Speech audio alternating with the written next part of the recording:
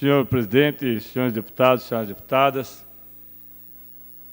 todos nós acompanhamos com bastante atenção os fatos e os desdobramentos, principalmente, dos fatos que ocorreram a partir da última quarta-feira.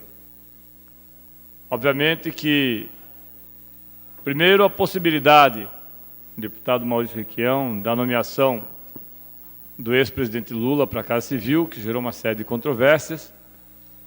Depois, a própria nomeação. Posteriormente, os pedidos de suspensão através de medida liminar, duas delas cassadas. Aqui uma curiosidade, uma delas dada praticamente 28 segundos depois de solicitada. Isso é uma eficiência do judiciário fantástica, porque você pede, entra com um pedido de liminar para cassar a nomeação, em 25 segundos, 28 segundos, o juiz Itagiba já havia lido, já havia entendido, já havia feito o seu voto e já havia entregue. E aí com aquela mesma justificativa, que o dólar precisa cair para poder comprar em Miami. Essa hipocrisia, eu acho que a gente tem que deixar de lado. O que conta, que isso é uma hipocrisia, né? É uma coisa tão estúpida que não vale a pena comentar.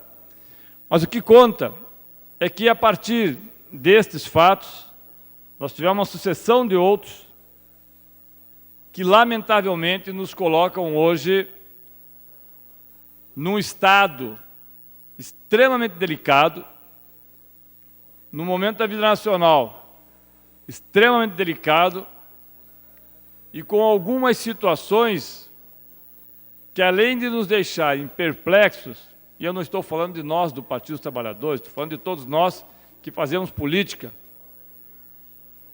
coloca para a vida nacional um ativismo e um protagonismo do judiciário que nós talvez só tenhamos tido paralelo no período posterior a 64. A divulgação do grampo feito no telefone de uma pessoa que trabalha com o ex-presidente Lula, no momento em que falava com a presidente Dilma, depois de já ter sido dito, pelo menos há uma controvérsia, porque alguns dizem que o juiz Sérgio Moro já havia desautorizado, a Polícia Federal diz que não, que ele ainda havia mantido, que o problema foi com a empresa telefônica.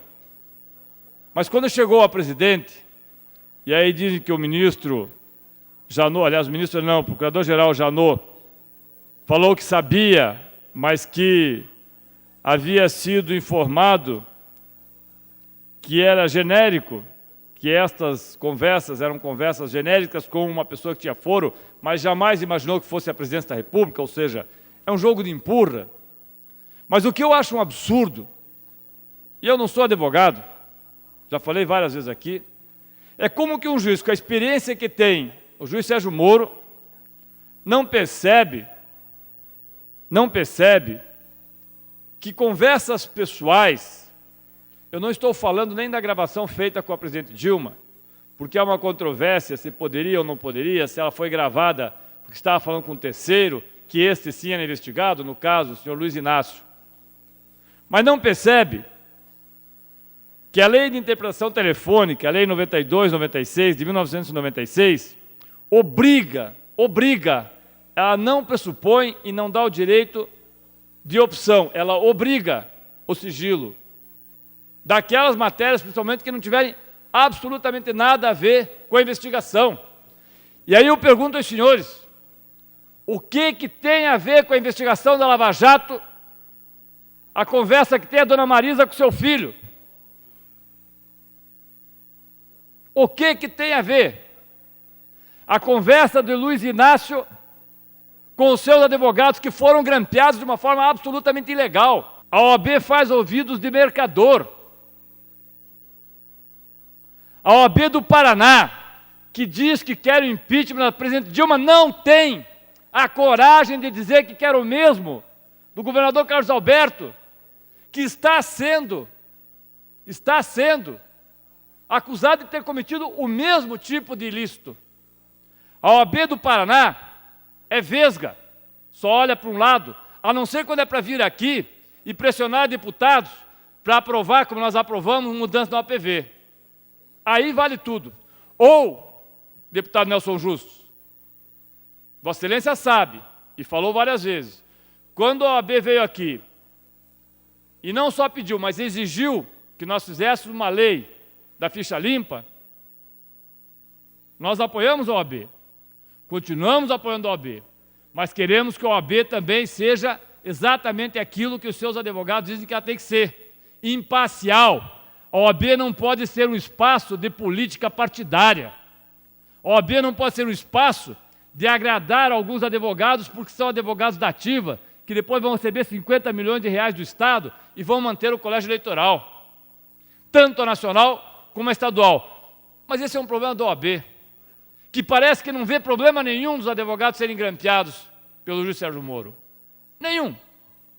Como não vê problema nenhum de ouvir conversas pessoais e ver que o juiz Sérgio Moro coloca isso não à disposição, senhor presidente, de todas as redes de TV, de todos os jornais, mas da Globo News. Por que da Globo News? Por que não da TV Sinal? Por que não da TV Educativa? Por que da Globo News? Porque a Globo News passou o dia insuflando, de forma absolutamente irresponsável, a TV Globo, insuflando a população para que fosse às ruas caçar pessoas que estivessem de roupa vermelha. Isso nem em 64. Nós não somos contra que queiram derrubar a presidente Dilma. Podemos discordar, mas não somos contra, é um direito. Não é direito eu usar uma gravata vermelha e não poder ir às ruas. Não é direito quererem que eu não possa pôr o adesivo no meu carro. Não é direito, senhor que faz parte do MBL, correr atrás de carro porque a pessoa não quer dizer um fora Lula. Não é direito o fascismo se instalar no nosso país sob as asas da maior rede de televisão que nós temos. Isso não é direito. E aí eu me pergunto, o que choca a população? Os palavrões que falou o senhor Luiz Inácio. E eu pergunto aos senhores deputados, nas suas conversas privadas, senhores deputados e senhoras deputadas, depois do dia 29 de abril, aqueles que entraram aqui com a proteção policial, quais eram as referências que faziam à APP, quais eram as referências que faziam a membros do Ministério Público, quais eram as referências que faziam ao Judiciário, em conversas privadas. Nem sempre são conversas de anjos. E eu me pergunto mais ainda,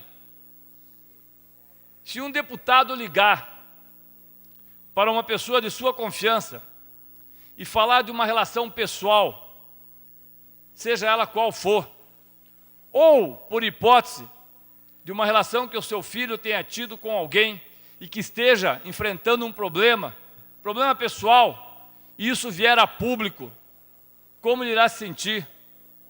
Que direito tem o judiciário de entrar na vida privada das pessoas? Que não tem absolutamente nada a ver com a investigação? Nenhum. Tanto não tem nenhum, e não sou eu que digo, que as conversas privadas do senhor FHC com a dona Miriam, aquela que dizem que era sua namorada e que teve um filho fora do seu casamento, FHC e sua mulher, nunca vieram a público e nem devem vir, porque não são problemas nossos. Embora o senhor FHC hoje pose de moralista, hipócrita, moralista hipócrita. Um homem que esconde tudo que esconde não pode vir fazer publicamente as declarações que faz. Um homem que diz que recebeu 200, 300, 500 mil dólares e que até agora não explicou de onde veio o dinheiro, não pode vir publicamente fazer as acusações que faz. Mais ainda, desde quando que o judiciário tem que ter ativismo político? Desde quando que o judiciário tem que tomar partido? Desde quando que o Ministério Público tem que pedir à população me apoiem, como se nós não apoiássemos o Ministério Público, como se nós não apoiássemos o Judiciário, como se os 54 deputados aqui não tivessem votado um título de cidadão honorário por unanimidade. Essa parcialidade não vai ajudar nós pacificarmos o momento que vivemos. Eu fico preocupado porque quando eu vejo o ministro Marco Aurélio Mello dizer que o juiz Sérgio Moro errou porque não poderia revelar o teor das conversas havidas entre Luiz Inácio e a senhora Dilma Rousseff, ainda que tenha a interpretação que era para protegê-lo, deveria remeter ao Supremo e o Supremo decidir, porque se isso não acontecer, senhor presidente, aqueles que hoje batem palmas, amanhã poderão ser os grampeados por um juiz de primeiro grau lá do interior do Paraná e revelados no dia seguinte. E nós sabemos que há muitas suspeitas sobre muita coisa. Suspeita não é prova. Suspeita não é prova. Fosse prova, nós não tínhamos Operação Quadro Negro e Operação Publicano em andamento. Nós já teríamos tudo resolvido. Me preocupa, senhores deputados, me preocupa o silêncio, como disse o Martin Luther King, dos bons. O PT não é só bandido, não, como muita gente gostaria de acreditar. O PT não é só ladrão, como muita gente gostaria de acreditar. Aliás, vi uma declaração do prefeito Gustavo Frutti que me estarreceu, dizendo apoio à República de Curitiba, porque aí é correto. Que República de Curitiba? Largue mão de ser idiota. Que República de Curitiba? Isso é coisa de caipira estúpido, com todo respeito aos caipiras. De gente que quer ter uma cultura que não tem. Deputado Neivo Beraldin esteve nessa casa e os senhores conheceram. Estava na marcha. Não pôde falar. Deputado Neivo Pervô, Vossa Excelência estava na marcha. Imagine o senhor brincou com isso quando foi na sua casa, que agora está correndo risco de ser preso. Mas brincou com ele, como nós faríamos. Imagine o senhor se a conversa fosse gravada e viesse a público. Ninguém tem o direito de fazer isso com o senhor, deputado Ney. Ninguém. Porque senão nós vamos ficar reféns de um poder que não é maior que os outros. É um poder, mas não é maior do que este aqui. Não é maior do que aquele que está do outro lado da rua. Ainda que o governador Carlos Alberto, num ato, creio que impensado, tenha puxado um coro de fora PT como se fosse ele, um comandante de torcida organizada. O governador, antes de ser fora PT, tem que olhar para as coisas que ele fez, inclusive quando nomeou o homem da sogra, seu amigo dileto, para livrá-lo de uma série de problemas. Mas eu não quero falar do governador Carlos Alberto, porque acho que ele já tem problema suficiente. E é por isso que tenta atacar o PT para livrar os seus problemas. Não vai conseguir, não por aí. O que eu quero é que a gente tenha clareza se as conversas pessoais, pornográficas ou não, são o centro do debate. Eu já falei várias vezes, senhor presidente, e vou repetir aqui. Eu pouco me importo se um dia comprovarem que o senhor Luiz Inácio cometeu ilícito, se a senhora Dilma cometeu ilícito, se o deputado A, B ou C cometeu ilícito, se o governador cometeu ilícito, se vai ser preso ou não. Não me importa.